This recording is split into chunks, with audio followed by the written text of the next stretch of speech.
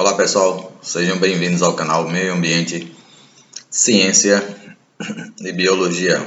Eu sou Jairo Correia e nessa videoaula eu vou falar com vocês sobre respiração. Antes de iniciar o nosso conteúdo, assista também aos outros vídeos que se encontram na playlist, dê o seu like, seu joinha, se inscreva no nosso canal e clique no sininho para que vocês possam receber as próximas notificações quando eu postar os outros vídeos. Aí vocês clicam lá no sininho, todas, para que vocês possam ser sempre avisados, ok? Bom, então, respiração. Tá? O que é respiração? Pelo conceito básico, a respiração é um processo fisiológico que acontece com todos os seres vivos. E, nesse caso especificamente, eu vou falar mais a respeito do sistema respiratório, como é que funciona a respiração no nosso corpo humano, né? Já que, uma vez, os outros seres vivos que não utilizam gás oxigênio, que não fazem respiração aeróbica, fazem uma respiração anaeróbica utilizando outros elementos químicos. Bom, então a respiração é um processo fisiológico que mantém a vida dos seres vivos, né? Já que o oxigênio ele é um elemento químico fundamental para a manutenção da vida aeróbica. O sistema respiratório, por sua vez, ele apresenta vias ou estruturas. Então, começando de fora para dentro, os seres humanos, né, o homem, ele tem dois orifícios externos, né, essa parte aqui, ó, os orifícios externos, chamados de narinas, que compõem essa estrutura maior aqui, chamada de nariz. Para a parte interna, nessa parte interna aqui, ó, do nosso nariz, existe uma cavidade por onde o ar ele é filtrado, aquecido e umidificado. Essa cavidade aí é chamada cavidade nasal. Então, o ar entra pelas narinas e vai em direção à cavidade nasal. A próxima estrutura é chamada de faringe, ela se situa nessa região aqui da garganta e ela permite a possibilidade de comunicar a nasofaringe com a laringe, que é uma estrutura onde se situam as cordas vocais para que ocorra a produção do som. Então as cordas vocais elas vibram, né, com a passagem do som, com a expiração, e aí o ser humano consegue produzir sons articulados através da palavra verbal ou oral. Logo abaixo da laringe existe um tubo que se situa nessa parte aqui, ó, anterior da nossa garganta, que é chamada de traqueia, e a traqueia corresponde a um tubo cartilaginoso formado por anéis que estão sobrepostos uns aos outros. Então a traqueia é o tubo que vai permitir a entrada do ar e a saída do ar, comunicando a laringe com a sua ramificação, que são os brônquios, né? Então, a traqueia, nessa parte aqui, já na caixa torácica, mais ou menos nessa altura aqui, ó, entre os dois pulmões, ela se ramifica e vai dar origem aos brônquios. Os brônquios, por sua vez, são ramificações da traqueia e vai também se ramificar, dando origem aos bronquíolos. E na extremidade dos bronquíolos, nós vamos encontrar os alvéolos pulmonares, que são aquelas estruturas esféricazinhas assim bem pequenininhas, que servem para promover o transporte do gás oxigênio do ar atmosférico, né, mais especificamente, dos alvéolos pulmonares para o sangue e promover a passagem do gás carbônico em maiores concentrações do sangue para os alvéolos pulmonares, né? Então, logo após os alvéolos pulmonares, nós temos essa estrutura que faz parte da nossa caixa torácica, a parte interna, que são os dois órgãos essenciais para o sistema respiratório, para a nossa respiração, que são os nossos pulmões. O pulmão direito, ele tem 3 lobos, o lobo superior, que fica nessa parte maior, o lobo médio e o lobo inferior. E ele é maior do que o pulmão esquerdo, que por sua vez só apresentam 2 lobos, o superior e o inferior. Então, por que o pulmão direito ele é maior do que o pulmão esquerdo? Porque como o coração se situa nessa região aqui da cavidade torácica, chamada de mediastino, o coração ocupa uma parte do pulmão esquerdo, daí ele ter uma capacidade pulmonar menor, né? Uma área e uma estrutura ventilatória menor também. Ok? A respiração, tá? E o sistema respiratório realiza 2 mecanismos básicos, que são os fenômenos mecânicos da respiração. O primeiro fenômeno, ele acontece durante a nossa chegada aqui no planeta Terra, no mundo, né, por ocasião da entrada de ar nos pulmões. Então, esse fenômeno, ele é chamado de inspiração. Inspiração. Então, o ar atmosférico vai entrar nos pulmões e aí vai promover a abertura, né, das vias aéreas superiores e inferiores, que já foram, por sua vez, desobstruídas durante o nascimento do novo ser, né? Então, você coloca aqueles tubinhos exatamente para promover e retirar aquela quantidade de líquido, né, que foi passado da mãe para o feto durante o período gestacional. E aí depois, o que acontece? O médico bota a criança de cabeça para baixo, uma grande quantidade do sangue ele desce para a região do tórax, da cabeça, e a criança promove, por sua vez, esse mecanismo que corresponde à sua primeira inspiração, certo? Após ela realizar essa inspiração, sucessivamente, a criança promove o segundo movimento respiratório, que é a saída de ar dos pulmões, que é chamado de expiração. Então, quando ela inspira, o ar entra em grandes quantidades, e na expiração, que corresponde ao primeiro fenômeno respiratório, a criança produz aquele som que é característico, chamado de choro. Então ela chora, né, porque aquilo ali corresponde a uma entrada de ar, né, para que ocorra a expansão dos pulmões. Então aquilo causa uma certa sensação, né, desconfortável no novo ser e, por sua vez, ele chora. Ok? Então,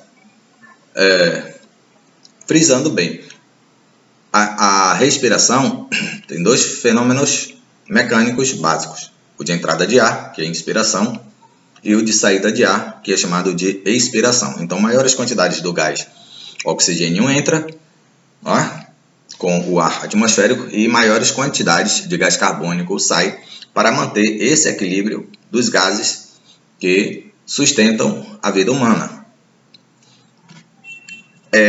O sistema respiratório ele tem um mecanismo de controle da entrada e da saída dos gases. E aqui agora eu vou falar desse funcionamento que nós chamamos de fisiologia da respiração. Então, como é que vai acontecer esse processo, né? Ele começa pela entrada de ar através das fossas nasais, né? Sai das aberturas aqui, ou pela boca, quando nós fazemos a inspiração oral. O ar ele passa da cavidade nasal, né? Ele primeiramente ele é filtrado, ele é umidificado e ele é aquecido. Passa da cavidade nasal ou da boca para a faringe, depois segue em direção à laringe, traqueia, brônquios, bronquíolos e alvéolos pulmonares, certo? Então, por contração dos músculos intercostais, combinado com o abaixamento do diafragma, que corresponde à expansão dos pulmões, né? Esse ar, ele consegue fazer todo esse percurso até chegar lá. E nos alvéolos pulmonares, que é a parte terminal, né, do sistema respiratório, para que o ar possa passar para a corrente sanguínea, o gás oxigênio, ele passa por uma pressão de difusão do alvéolo pulmonar para a corrente sanguínea, ok? Então, mais especificamente para os capilares venosos pulmonares. Essa passagem, né, do gás oxigênio dos alvéolos pulmonares para o sangue e o retorno do gás carbônico do sangue para os alvéolos pulmonares, essa troca de gases nós chamamos de hematose. Correto? Então, o sangue, uma vez oxigenado, o oxigênio, ele vai se combinar com a molécula de hemoglobina na parte central das hemácias e essas células do sangue vão transportar essa quantidade de gás oxigênio para o corpo. Essa associação do oxigêno com a molécula de hemoglobina forma um composto chamado de oxihemoglobina. E aí o sangue, por sua vez agora oxigenado, fazendo o retorno através dos capilares venosos pulmonares, vênulas pulmonares, até chegar ao coração, né, veias pulmonares, mais especificamente no átrio esquerdo, que é a parte superior esquerda do coração, e depois, seguindo em direção ao ventrículo esquerdo, esse sangue oxigenado é distribuído para todo o corpo através desses batimentos cardíacos, né? Então, através da artéria aorta. E esse sangue oxigenado será distribuído para todas as células, todos os tecidos corporais. Então, nos tecidos corporais, o oxigênio vai passar, né, para essas células, como eu já falei, acabei de falar, e das células, esse gás oxigênio ele vai servir para manter essa vitalidade celular, que é o processo chamado de respiração aeróbica, que aí nós vamos ver isso depois numa outra videoaula, tá claro? Em contrapartida, né, o gás carbônico que foi produzido por essas células, ele é jogado para os tecidos corporais, passa para o líquido intersticial, né, o sistema linfático e depois vai cair na corrente sanguínea. E, consequentemente, esse sangue vai voltar até o coração. E depois ele vai ser jogado em direção aos pulmões, pelas artérias pulmonares, até chegar aos capilares arteriais pulmonares. Quando chega lá nos capilares arteriais pulmonares, a pressão de difusão do gás carbônico ela é maior no sangue do que nos alvéolos. E esse gás carbônico ele vai ser distribuído em maiores quantidades para os alvéolos pulmonares para que ocorra posteriormente a expiração. Ok? Então, essa expiração ela vai ocorrer, né, em função do relaxamento do diafragma. Então, ele vai se elevar, ele vai comprimir os pulmões, né, vai ser realizada uma pressão também das vísceras abdominais, né, para que esse ar possa ser expirado. Então, o gás carbônico ele não pode sair dos pulmões sem que ocorra essa pressão interna exercida pelo diafragma e pelas vísceras para que os pulmões, né, se comprimam e ele possa ser distribuído para as vias superiores, aéreas superiores, e assim ser jogado para fora em grandes quantidades. Ok, pessoal?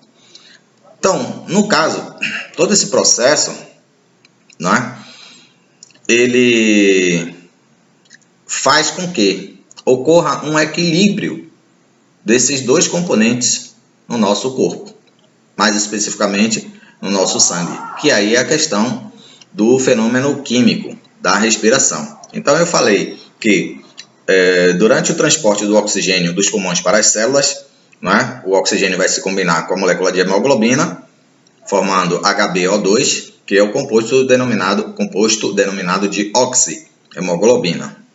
Nos tecidos, a oxihemoglobina, né, vai se converter novamente. A hemácia libera o oxigênio para as células e a hemoglobina fica lá esperando a quantidade de gás carbônico que vai ser combinada com a hemácia, para poder essa hemácia voltar até os pulmões. Então, nas células, o oxigênio ele vai reagir com os alimentos e vai produzir, consequentemente, em função da respiração aeróbica, o gás carbônico, água e energia que vai ser utilizada por todas as células corporais do nosso corpo para que elas possam realizar todas as funções celulares.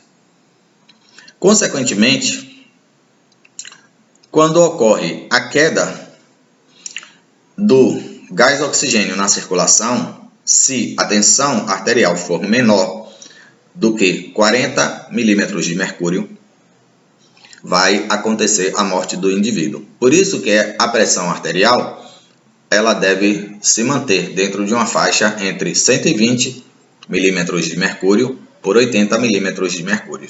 Em alguns indivíduos, essa pressão arterial pode variar um pouquinho para mais, um pouquinho para menos. Ela só não pode se elevar exageradamente e ela não pode também abaixar exageradamente, porque o nosso corpo, não é, tem o mecanismo de circulação do sangue através da pressão que o sangue faz contra a parede da artéria aorta. Essa pressão é exercida pela força de contração do ventrículo esquerdo e joga esse sangue para lá e o sangue se distribui. Tá claro?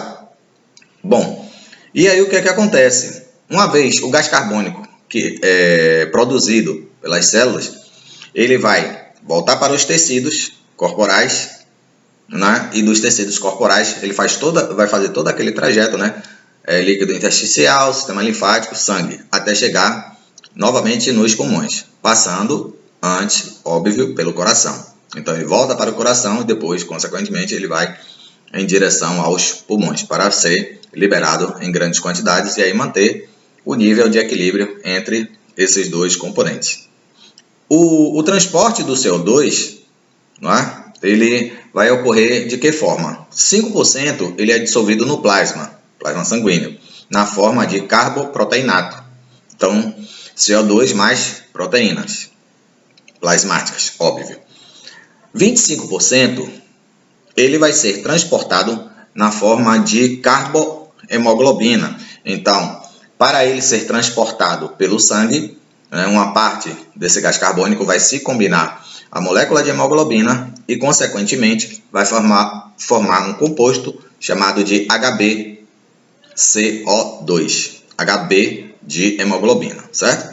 E 70% desse gás carbônico ele vai ser transportado sob a forma de íons bicarbonato, né? Então, observe que no caso do gás carbônico, que é o CO2, ele é um gás extremamente importante no controle da frequência respiratória, às vezes até mais do que o gás oxigênio. Entretanto, tem uma observação para ser feita. Quando as pessoas estão em um ambiente muito poluído, né, e se elas estão inalando monóxido de carbono, que é chamado de CO, esse monóxido de carbono ele vai se fixar à molécula de hemoglobina, vai formar um composto estável, chamado de carboxihemoglobina, e, consequentemente, ele vai ocupar o espaço que seria destinado ao gás oxigênio. Então, esse composto ele é instável e, consequentemente, a pessoa vai ficar com falta de oxigenação tecidual e celular. E, consequentemente, as células entrarão em falência exatamente pela ausência do gás oxigênio. Então, ele é um composto, né, que ele não pode ter uma grande quantidade e nem deverá estar no nosso sangue circulante para que não ocorra, né, a letalidade que corresponde à morte dos indivíduos por asfixia. Tá claro? Então, o controle da respiração ele vai ocorrer de que forma? Quando ocorre a elevação da concentração de gás oxigênio ou de íons bicarbonato no sangue, que vai passar pela veia jugular, que são essas veias daqui, ó, do nosso pescoço, ou através da diminuição do gás oxigênio no sangue, Então o sangue, quando ele vai para a cabeça, ele vai ser jogado através da carótida, né? Ele passa primeiro pela artéria aorta, né? E vai em direção à carótida. E a carótida ela vai identificar essa concentração elevada de gás oxigênio no sangue. Pode ser elevada ou pode ser baixa. Mesma coisa com a veia jugular. Se a concentração de gás carbônico estiver muito elevada, os sensores que estão localizados ali na parte do endotélio desses dois tipos de vasos sanguíneos, eles vão captar essa concentração, não é? E consequentemente esse sangue chegará até o bulbo, que é um dos componentes do nosso sistema nervoso central, e o bulbo ele vai identificar essas concentrações elevadas ou diminuídas desses dois gases, fazendo com que ocorra uma frequência respiratória mais elevada, quando tem uma concentração de gás carbônico elevada e gás oxigênio baixa, ou quando tem uma concentração de gás oxigênio mais elevado e uma concentração de gás carbônico mais baixa. Então, no primeiro caso, quando ocorre uma elevação de gás carbônico mais elevado, vai ocorrer o aumento da frequência respiratória, para que esse gás carbônico, esse excesso que esteja no sangue circulante, ele seja colocado para fora. E aí, quando ocorre aumento da frequência respiratória, vai haver o aumento da concentração do gás oxigênio que estava embaixo, né? Então, o oxigênio se elevando vai melhorar a oxigenação tecidual e celular e o indivíduo vai ter a melhoria do processo respiratório. Não pode, entretanto, o indivíduo fazer uma frequência ou realizar uma frequência respiratória muito acelerada quando ele não está em atividade física. Então, esse processo geralmente de elevação da concentração de gás carbônico ocorre quando os indivíduos, né, eles começam a atividade física e aí o gás carbônico se eleva porque as células musculares, estriadas esqueléticas jogam essa quantidade elevada de gás carbônico no sangue. E aí tem que haver esse equilíbrio gasoso desses dois componentes, CO2 e O2 no nosso sangue. Ok, pessoal? Então, o bulbo, por sua vez, né, ele vai enviar os impulsos nervosos para a medula e depois para os nervos respiratórios, né, mais especificamente também para os nervos frênicos. Aí vai ocorrer uma estimulação muscular, que nós chamamos de placa motora, e posteriormente ocorrerá a contração do diafragma e dos músculos intercostais, que vai, por sua vez, promover o aumento da frequência respiratória. Então, os músculos intercostais vão entrar em contração e relaxamento, então vai haver essa expansão e essa contração, né, da caixa torácica. Então, vai haver esse abaixamento do diafragma e elevação do diafragma para que ocorra a expansibilidade e a contração dos pulmões, fazendo com que ocorra o equilíbrio respiratório. Tá bom? Então,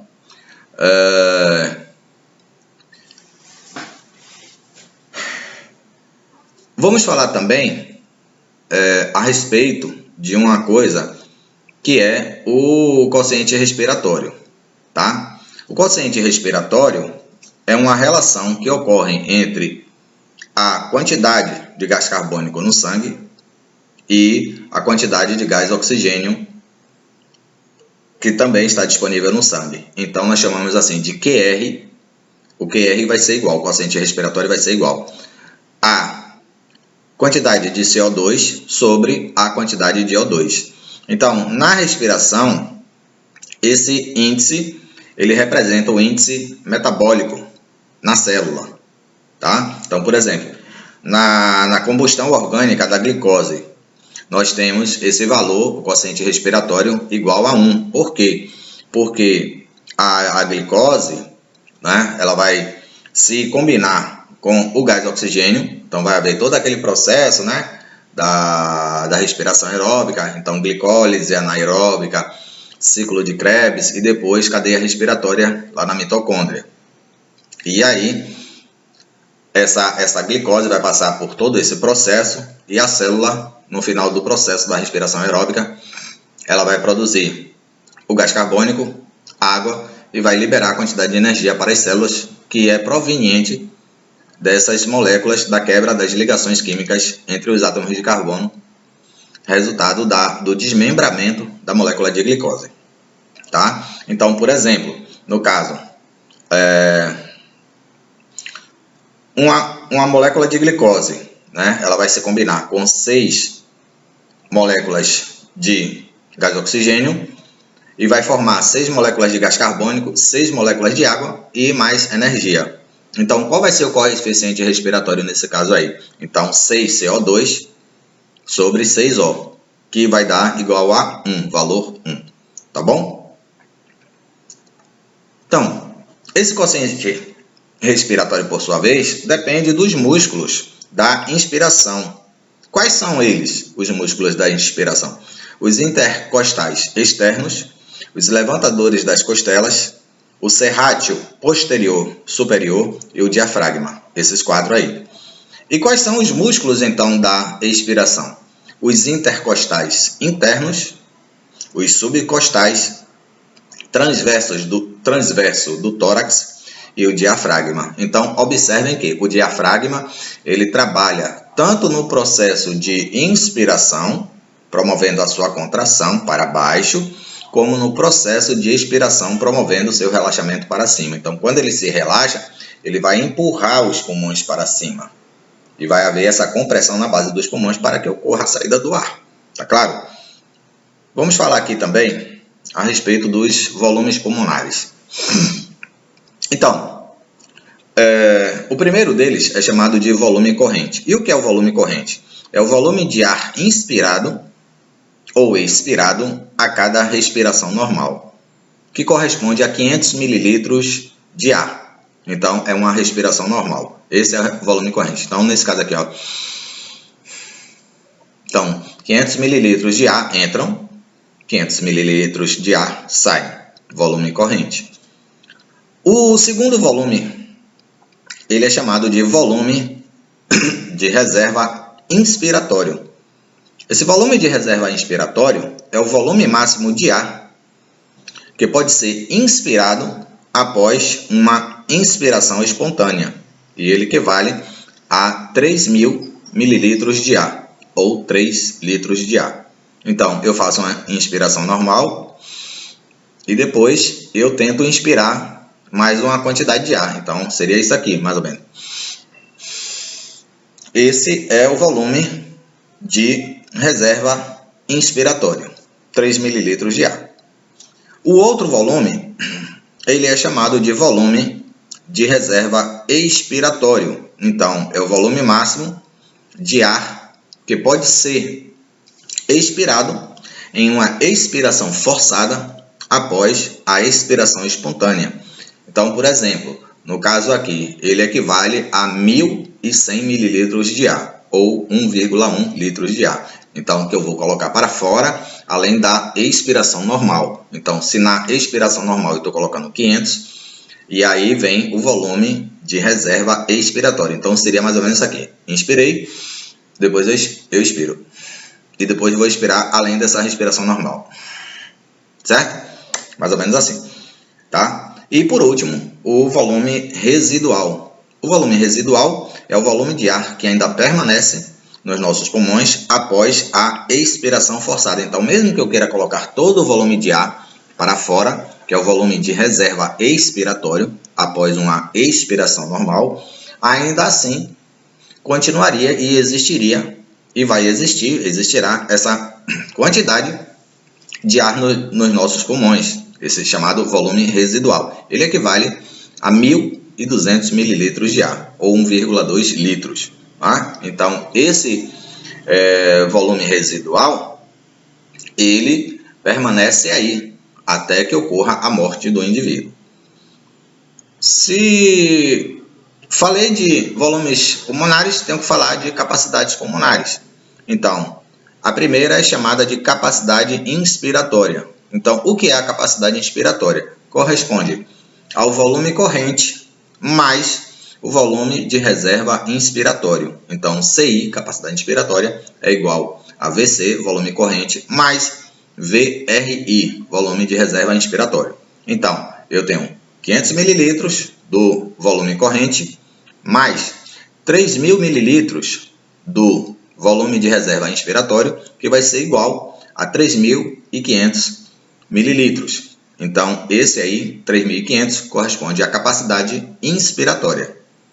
Tá? Então, a quantidade padrão, dentro do nível padrão da espécie humana, que o indivíduo pode inspirar normalmente e depois fazer uma inspiração adicional que representa o volume de reserva inspiratória, ok? A segunda capacidade pulmonar é chamada de capacidade residual funcional. Essa capacidade residual funcional corresponde à quantidade de ar, né, que vai estar dentro dos nossos pulmões após cada expiração normal. Então, ela é a somatória do volume de reserva expiratório mais o volume residual. Então, essa corresponde à capacidade residual funcional. Então, repetindo, a quantidade de ar que vai ser liberada após cada expiração normal. Então, corresponde a quanto? VRE mais VR. Então, VRE é volume de reserva expiratório mais VR, que é o volume residual. Vai dar CRF, capacidade residual funcional. Então, 1.100 mililitros do volume de reserva expiratório mais 1.200 do volume residual, que corresponde a 2.300 mililitros de ar, não é? que vai representar a capacidade residual funcional. Agora vem a capacidade vital. A capacidade vital, ela representa, né, a quantidade de ar que vai entrar e sair. Então, por exemplo, ela é, em outras palavras, o somatório do volume de reserva inspiratório mais o volume corrente mais o volume de reserva expiratório. Repetindo, capacidade vital, volume de reserva inspiratório mais volume corrente mais volume de reserva expiratório. Então, quanto é que vale em litros de ar ou em mililitros a capacidade vital? Eu tenho VRI igual a 3.000 mililitros mais o volume corrente, que corresponde a 500 mililitros, mais o volume de reserva expiratório, que corresponde a 1.100 mililitros. Então, se nós somarmos 3.000 mais 500 mais 1.100, dá 4.600 mililitros de ar, que representam a nossa capacidade vital. É o que nos mantém vivos aqui, ok? Essa capacidade de inspirar normalmente, inspirar e expirar, ou expirar forçadamente, ou inspirar forçadamente. Ok, pessoal? E por último, aqui nós vamos ver a capacidade pulmonar total. Então, o que é que significa a capacidade pulmonar total?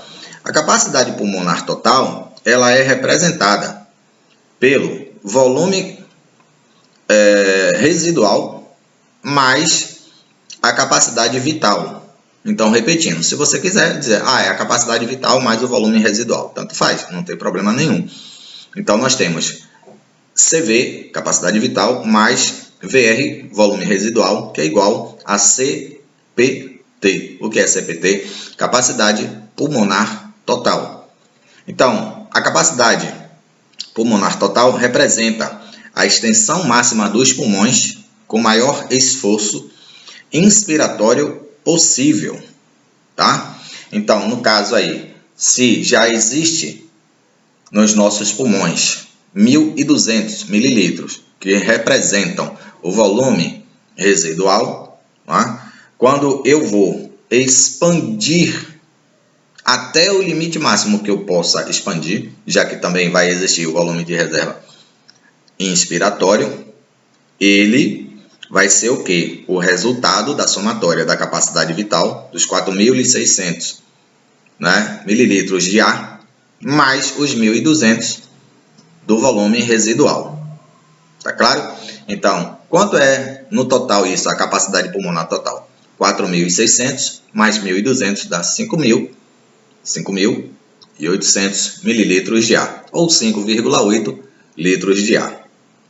Ok, pessoal? Então, concluindo o nosso conteúdo aqui, a nossa videoaula, que foi realmente muito proveitosa. A respiração é esse fenômeno vital extremamente importante para que ocorra, né, o equilíbrio de todos os outros órgãos, de todas as células do nosso corpo. Né? Porque quando a gente fala de respiração, nós sabemos que respiração é vida, dentro do contexto da respiração aeróbica. Né? E respirar faz bem. Então, nós temos também que aprender a respirar, né, de uma forma mais pausada, porque a respiração, de qualquer forma, ela acalma o sistema nervoso central, uma respiração mais pausada, mais profunda, né? Diminui, às vezes, o estresse físico e mental, a quantidade de adrenalina no sangue. Então, todas as vezes que as pessoas falam assim, respira, respira, quando a pessoa está muito nervosa, respira, que você vai se acalmando. Isso é verdade. Por quê?